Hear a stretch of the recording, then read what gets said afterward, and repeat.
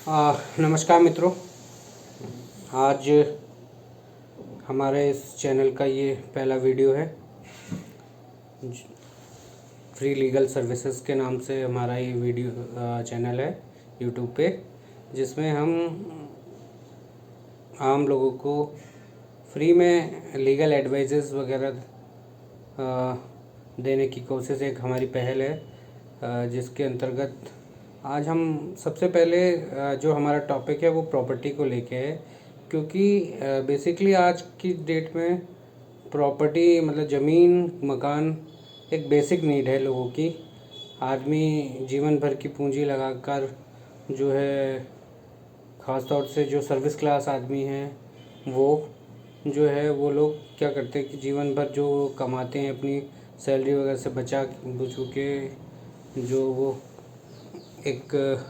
उनका एक सपना होता है कि अपना एक प्लॉट लेके शहर में एक अपना मकान बनाएं और अपनी फैमिली के साथ रहें। तो उसी में क्या होता है कि कभी कभार उन लोगों के साथ धोखाधड़ी हो जाती है, उनके साथ छल कपट हो जाता है। जो वो प्रॉपर्टी परचेज़ करते हैं पता चलता है कि वो प्रॉपर्टी पहले से ही किसी और को बिकी हुई है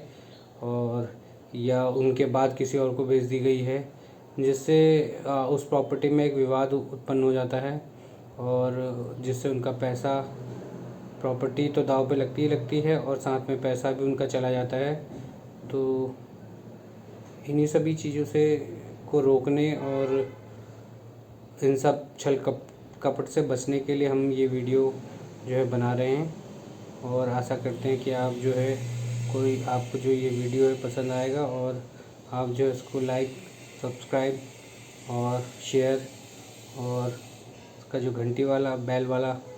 बटन है वो अवश्य दबाएंगे, ताकि जैसे जैसे हमारे वीडियो आते रहेंगे आप लोगों को कानूनी रूप से कानूनी ज्ञान, नॉलेज प्राप्त होती रहेगी। तो बेसिकली देखा गया है कि ज़्यादातर जो लोग बैंक वगैरह इत्यादि से फाइनेंस करवाते हैं, जैसे फाइनेंस कंपनियां होती हैं और बैंक वगैरह होते हैं जो प्रॉपर्टी पर फाइनेंस करते हैं, लोन वगैरह देते हैं, तो वो लोग तो उनके तो अपने लॉयर होते हैं और उनकी जो वो जो है वो अपने लॉयर के थ्रू, जो उनके ऑथराइज लॉयर होते हैं, पैनल एडवोकेट्स, उनके थ्रू जो है प्रॉपर्टी की जो है जांच करवाते हैं, जिसमें पैनल लॉयर्स जो है उनकी प्रॉपर्टी को सर्च करते हैं रजिस्ट्रार ऑफिस में और तहसील में, खतौनी वगैरह चेक करते हैं रजिस्ट्रार ऑफिस में, उनका रिकॉर्ड्स चेक करते हैं कि ये प्रॉपर्टी कहीं कितनी बार बेची गई है और किसके द्वारा बेची गई है, किसके द्वारा बेची गई है, कितना एरिया बेचा गया है, बड़ा एरिया बेचा गया है कि छोटा एरिया बेचा गया है, अगर सेम एरिया बेचा गया है तो कितनी बार बेचा गया है और किसके द्वारा किसको बेचा गया है। तो ये सब चीज़ें देखी जाती हैं। या किसी प्रकार का कोई डिस्प्यूट तो उसमें नहीं चल रहा है, प्रॉपर्टी में कोई लिटिगेशन वगैरह पेंडिंग ना हो या किसी प्रकार का कोई विवाद तो पेंडिंग नहीं है। ये सब चीज़ें बैंक या फाइनेंस कंपनी अपने लॉयर्स के थ्रू निकलवाती हैं, जिससे जो भी व्यक्ति फाइनेंस करवा के प्रॉपर्टी लेता है तो लगभग वो सेफ़ रहता है प्रॉपर्टी में। लेकिन कभी कभार ये देखा जाता है कि कुछ लोग जो होते हैं वो फाइनेंस ना करवा करके डायरेक्ट प्रॉपर्टी परचेज़ करते हैं अपनी जमा पूंजी लगा करके जीवन भर की, और उनके साथ ही अक्सर धोखेबाजी होने के चांसेस ज़्यादा रहते हैं, क्योंकि वो प्रॉपर्टी की किसी प्रकार से कोई जांच वगैरह नहीं कराते हैं। वो डायरेक्ट जो है डीलर और ऑनर के माध्यम से, ख़ास तौर से आजकल देखा गया है कि डीलरों का ज़्यादा प्रचलन है, जिससे डीलर जो है एक्चुअल ऑनर से मिलवाने में थोड़ा सा बायर को कतराते हैं, क्योंकि उनकी डीलिंग कुछ और होती है और बेचते वो किसी और रेट में है। तो ये ना हो कि ख़रीदार को और बायर को एक्चुअल रेट का पता ना चल जाए, इसलिए जो है वो बीच में मिलवाते नहीं हैं और डायरेक्ट जब खुद ही सारी डीलिंग करते हैं दोनों से, और कभी कभार ये भी देखा गया है कि सेलर बड़ी चालाकी से एक ही प्लॉट को कई लोगों को बेच देता है, तो जिससे विवाद एक उत्पन्न हो जाता है और विवाद से फिर लिटिगेशन बढ़ता है, लिटिगेशन से फिर मुकदमेबाजी बढ़ती है और उससे आदमी का समय भी बर्बाद होता है, पैसा भी बर्बाद होता है, प्रॉपर्टी भी लगभग हाथ से निकल जाती है। तो इन्हीं सब चीज़ों से बचने के लिए आज हमारी ये पहल है कि हम आम जनता को थोड़ा धीरे धीरे करके इस चैनल के माध्यम से जागरूक करें और उन्हें ये राय दें कि आप भैया लाखों रुपए खर्च कर रहे हैं और प्रॉपर्टी परचेज़ कर रहे हैं, अपने ज़िंदगी भर की जमा पूंजी आप लगा रहे हैं, थोड़ा सा ज़्यादा फ़र्क नहीं पड़ता है, 2-4-5 हज़ार रुपये अगर किसी लॉयर को दे के आप अपनी प्रॉपर्टी की जांच करवा लें सही से, उसका 12 साल 30 साल जो आपको उचित लगे वो निकलवा लें, तो उससे क्या होता है कि आप भी सेफ़ रहते हैं और आपका फ्यूचर भी सेफ रहता है। और ख़ास तौर से ये भी कई दिक्कत आती है कि जिस जगह पे आप बैठे हैं उस जगह पे पता चल रहा है खेत नंबर उसका गलत है, कई चीज़ें हैं। तो इस सब चीज़ों को मद्देनज़र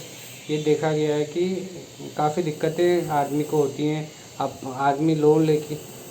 क्या होता है कि अपनी जमा पूंजी लगाकर प्लॉट खरीद लेता है, मकान बनाने जाता है, बैंक में जाता है, बैंक में जाने के बाद बैंक उसका इन्वेस्टिगेशन कराता है प्रॉपर्टी का और लास्ट में पता चलता है कि जिस जगह पे आप बैठे हैं वो प्रॉपर्टी जो है कहीं और पे है और आपको कहीं पे और पे बैठा दिया गया है, क्योंकि बैंक जो है अपने अमीन के थ्रू उनके और पटवारी के थ्रू भी वेरिफिकेशन करवाता है, प्राइवेट जो लाइसेंस होल्डर होते हैं, और ऐसे ही अपने लॉयर के थ्रू इन्वेस्टिगेशन करवाता है, प्रॉपर्टी का सर्च करवाता है। तो हमारी एक राय है कि आप थोड़ा सा जहाँ पैसा इतना लगा रहे हैं, थोड़ा सा 2-4 हज़ार रुपये जो भी फीस लॉयर लेते हैं और पटवारी या अमीन वगैरह लेते हैं, तो उसको थोड़ा सा वो जब लाखों रुपए आप लगा रहे हैं तो 2-4 हज़ार रुपये और ख़र्च कर देंगे, तो उससे आप थोड़ा सा सेफ़ रहेंगे। और सबसे पहले तो आप जो है उस प्रॉपर्टी को सर्च कराएं, प्रॉपर्टी के बारे में जानकारी कलेक्ट करें कि प्रॉपर्टी में किसी प्रकार का कोई लिटिगेशन, कोई मुकदमा, कोई विवाद इत्यादि, कोई फैमिली डिस्प्यूट। कई बार क्या होता है कि प्रॉपर्टी में फैमिली डिस्प्यूट चल रहे होते हैं कई, और जो है स्टे वगैरह भी होता है प्रॉपर्टी में है, वो एक आम आदमी उस चीज़ को समझ नहीं पाता है, क्योंकि वो थोड़ा सा खतौनी वगैरह पे कम ध्यान देता है। उसको तो सिर्फ रजिस्ट्री दिखा दी जाती है कि भाई ये रजिस्ट्री है, ये प्लॉट है, ये ज़मीन है, बस आप पैसे दो और रजिस्ट्री करा लो। और वो खतौनी को पढ़ता भी नहीं है, और खतौनी से कई चीज़ें तो आपको खतौनी से ही पता चल जाती हैं। आप अगर खतौनी पढ़ेंगे, खाता खतौनी जो होती है लैंड की, जिसमें म्यूटेशन होता है, दाखिल खारिज जिसको बोलते हैं, अगर आप उसको पढ़ेंगे तो उसमें ही आपको कई चीज़ें दिख जाएंगी। कभी क्या होता है कि मेन ओनर जो होते हैं, जो एक्चुअल लैंड ओनर होते हैं, जिसके नाम पे पूरे खेत होते हैं, वही लोग उस प्रॉपर्टी पे केसीसी लोन वगैरह बैंक से एग्रीकल्चर लोन वगैरह लेके बैठे होते हैं, और लोन लेने के बावजूद प्रॉपर्टी को बेचते हैं आगे। और बाद में दिक्कत ये आती है कि जो आदमी ख़रीदता है लैंड को, अब वो लोन लेने जाता है मकान बनाने के लिए या बेचने के लिए उस प्रॉपर्टी को, तो बैंक जो है पुराना जो लोन ऑलरेडी चल रहा होता है एक्चुअल ओनर का, क्योंकि वो लिमिट जो होती है वो ख़त्म नहीं होती, वो हर साल रिन्यूअल होती रहती है, और वो लिमिट जो केसीसी लोन खतौनी में चढ़ता रहता है। अब चढ़ता तो है, लेकिन बैंक तो चढ़ा देता है, जिस बैंक से भी वो लिमिट लेता है या खतौनी में लोन लेता है प्रॉपर्टी पे, बैंक लोन तो चढ़ा देता है लेकिन कटाता नहीं है। कटाने के लिए जो लोन लेने वाला है, जो लोन ले रहा है, मूल खातेदार, जो एक्चुअल ओनर, उसी की लायबिलिटी बनती है कि वो प्रॉपर्टी जिस पे उसने लोन लिया है, जैसे हर साल वो लोन ले रहा है, तो हर साल उस जो पुराना लोन है उसको कटवा भी दे, और नया लोन वो ले रहा है तो वो नया लोन तो बैंक चढ़ाएगा ही चढ़ाएगा, पुराना लोन कटेगा नहीं, नया लोन चढ़ता जाएगा। उससे क्या होता है कि आगे चल के जो अब आगे जो व्यक्ति अपने प्रॉपर्टी खरीदता है और उस पर मकान बनाने के लिए लोन लेता है या उसको बेचना चाहता है, और दूसरा व्यक्ति जो खरीदना चाहता है वो उसको बैंक से फाइनेंस करवा के ले रहा है, तो उस समय जो बैंक होता है वो उस पहले वाले लोन की एनओसी, सभी लोनों की एनओसी मांगता है। तो उस समय बड़ी समस्या आती है। उस समय फिर आदमी बोलता है कि हमारी प्रॉपर्टी से इस लोन का क्या मतलब, ये लोन हमारा तो अलग है एरिया, ये लोन तो। लेकिन दिक्कत ये होती है कि इन केस मान लीजिए पहले वाला जो लोन है, जो मूल खातेदार ने लिया है, वो लोन उसने चुकाया नहीं, वो अभी भी चल रहा है, और वो मान लीजिए किसी कारणवश नहीं चुका पाता है या नहीं दे पाता है, और वो लोन एग्जिट करता है, मतलब अभी भी चल रहा है। और तो उससे क्या होता है कि बैंक जिसने पहले वो प्रॉपर्टी मॉर्गेज करी है, पहला राइट उसी का बनता है उस प्रॉपर्टी पे, और वो प्रॉपर्टी जो है बोलते हैं वो प्रॉपर्टी पे पहला राइट उसी का बनेगा। और उस समय आप ये नहीं कह सकते कि भैया ये प्रॉपर्टी तो हमने ख़रीद ली है, इसमें आपका कोई राइट नहीं है, इससे आपको कोई मतलब नहीं, क्योंकि ये जिम्मेदारी आपकी बनती है। कानून के नज़रों में एक वो है, नियम है कि क्रेता सावधान, मतलब किसी भी वस्तु को खरीदने से पहले उसकी जांच पड़ताल कर लें और अच्छी तरीके से उसके बारे में पता कर ले। हम मार्केट में जाते हैं, कोई नई चीज़ खरीदते हैं तो उसके बारे में पहले पता, गाड़ी लेने जाते हैं तो हम गाड़ी के बारे में पहले पता करते हैं, कई गाड़ियाँ देखते हैं, कई गाड़ियों की जानकारी लेते हैं, कई गाड़ियों के बारे में उसका इंजन, उसकी पावर, उसके रेट और उसके मतलब हर प्रकार की जानकारी लेते हैं। लेकिन ज़मीन और संपत्ति के मामले में हम थोड़ा सा ढीले पड़ जाते हैं। वहाँ हम किसी थर्ड पर्सन के कहने, किसी थर्ड डीलर के कहने पे आसानी से, मतलब बिना किसी जांच पड़ताल के उस प्रॉपर्टी को खरीद लेते हैं, जिसके बाद हमें बाद में उन दिक्कतों का सामना करना पड़ता है, कई दिक्कतों का। तो इसलिए जो है बाद की दिक्कतों से अच्छा है कि आप पहले ही थोड़ा सजग हो जाएं और इस चीज़ की जांच करवा लें किसी लॉयर के थ्रू,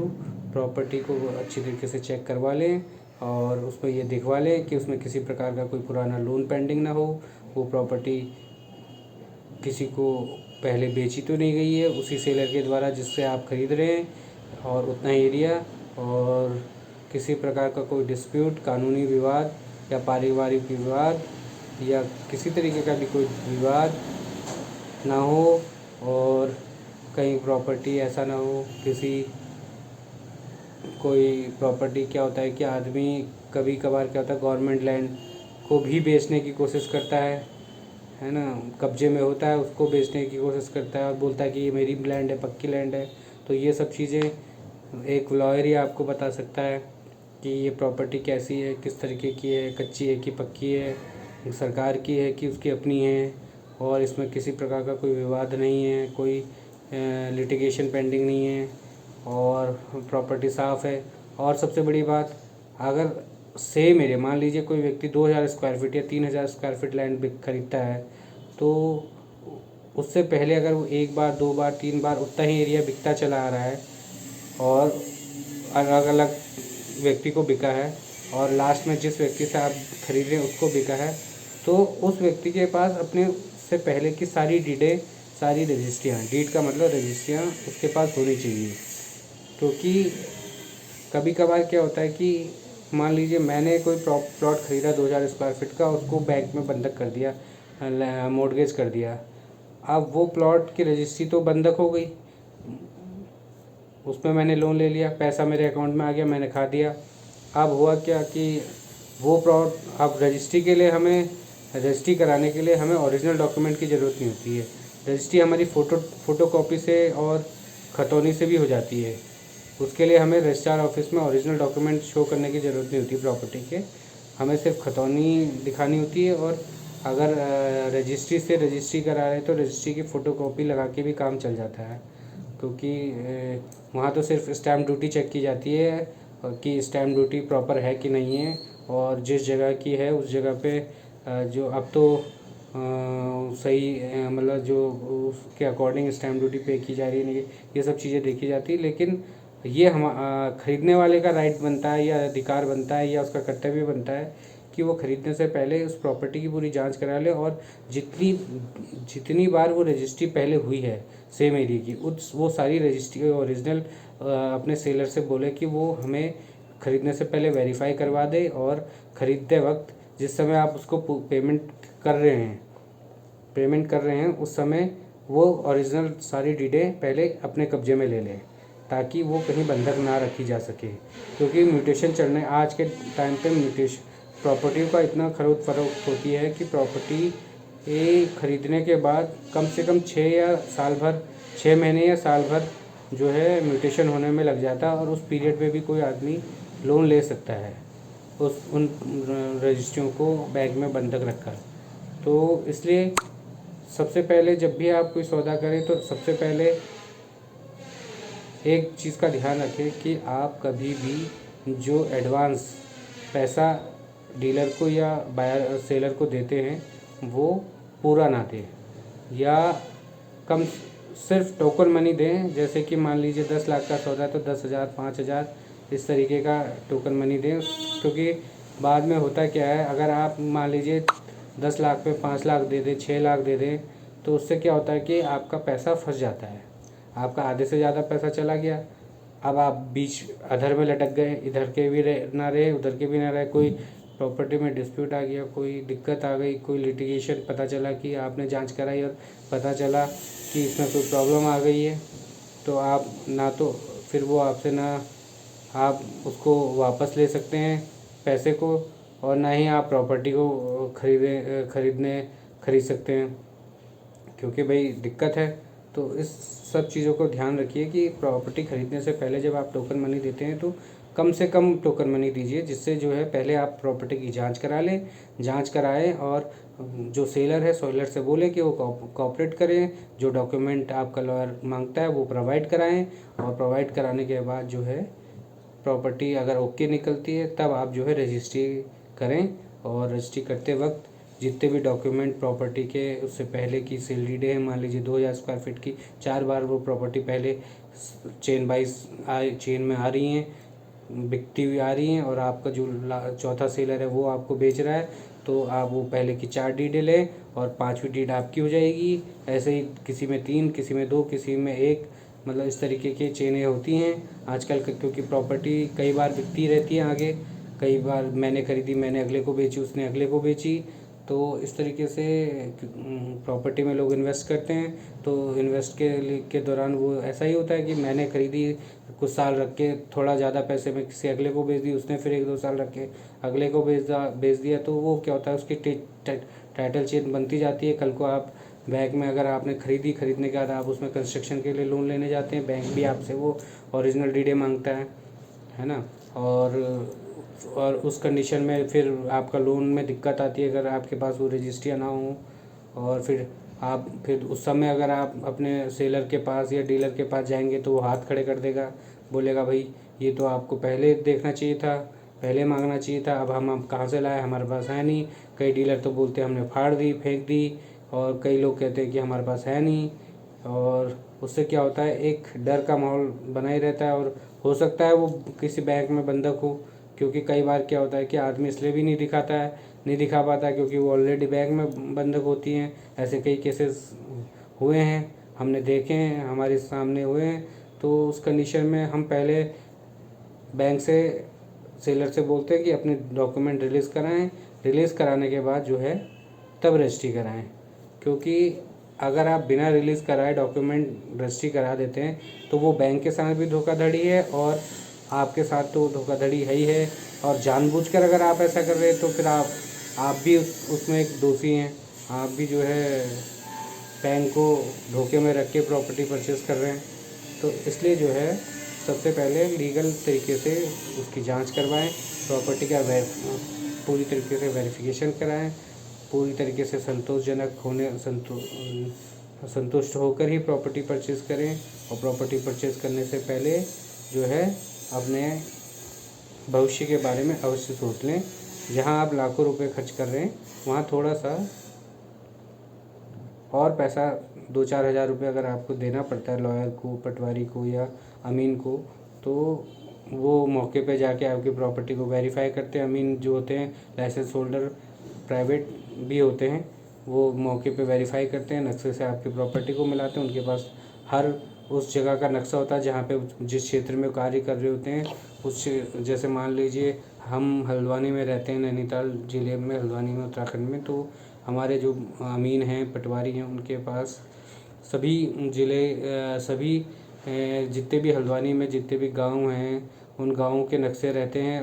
वो मौके पे जाके वो नक्शे से उस प्लॉट को वेरीफाई करते हैं और वेरीफाई करने के बाद अपनी रिपोर्ट देते हैं। अगर वो सही पाते हैं तो उसको ओके रिपोर्ट देते हैं, अगर गलत पाते हैं तो वो बता देते हैं अपनी रिपोर्ट में कि भाई ये प्लॉट जो आपको दिखाया जा रहा है ये वो प्लॉट नहीं है जो आपको बताया जा रहा है ना। तो ये सब चीज़ें आज की डेट में वेरीफाई कराना बहुत ज़रूरी है, क्योंकि जैसे जैसे दुनिया में, देश में या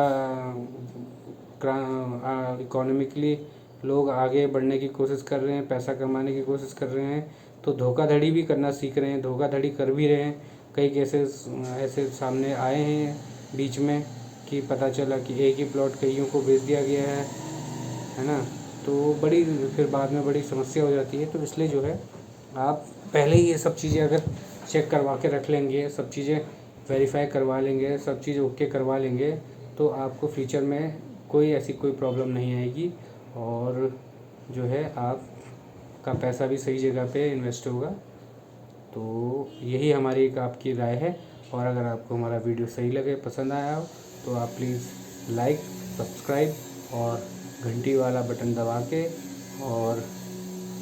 शेयर ज़रूर कर दें, ताकि आगे भी हम आपको इसी तरीके से अन्य चीज़ों के बारे में जानकारी दे पाएँ और जिससे